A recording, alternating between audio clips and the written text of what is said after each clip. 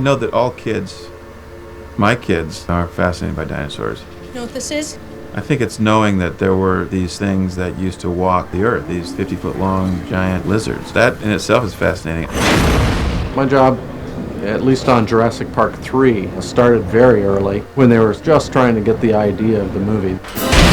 And for the first time, I actually got to come up with some of the animals, and we wanted something different. Tyrannosaurus Rex had sort of been in charge of the first two movies. This time we wanted something that was actually going to replace T-Rex, and so we went after a dinosaur that literally could cause an extinction on the island.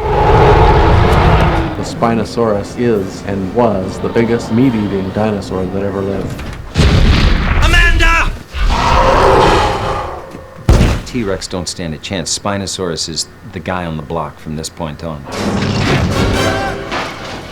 We don't know how ferocious any dinosaur really was. All we have are their skeletons, but we do know from the skeletons that we found that Spinosaurus, the biggest one that has been found, had a skull that was 8 feet long and a body that was about 60 feet long.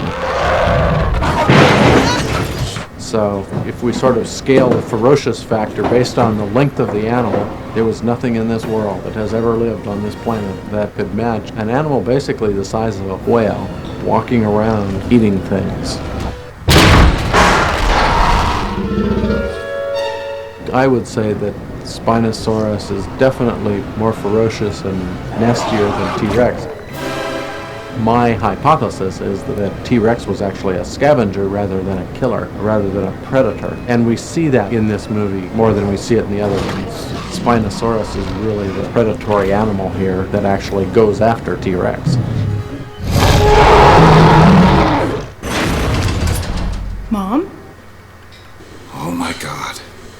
What is it? It's a bird cage.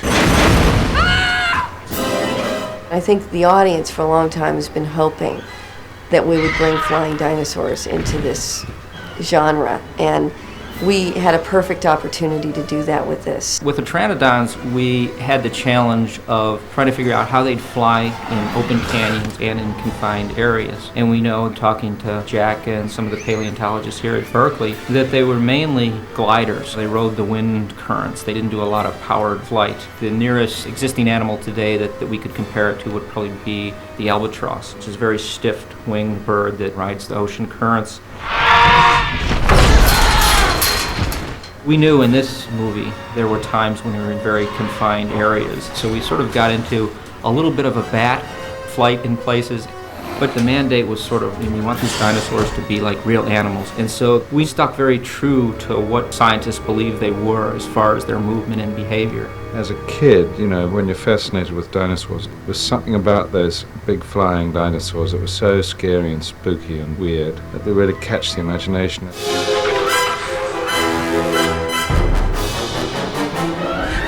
Velociraptor is back in Jurassic Park 3, but in a way, we've never seen it. There are subtle changes. Science continues to progress, and every year we discover new things, and now we have pretty good skulls of Velociraptor, and we know that it really looks different. So the skull has actually been changed to fit what we know about the animal. And we also recently have found evidence that velociraptors had feathers, and so we've sort of incorporated that in the new look of Velociraptor. I really have been working through the whole process to get as many accurate things into the movie as possible. They actually set a trap. I've done a lot of CAT scan work on dinosaur skulls, so we know that some dinosaurs actually could vocalize. And so we've gotten some of that research into this movie. He's calling for help. A lot of the old guys are back. The brachiosaurs are back from the last movie.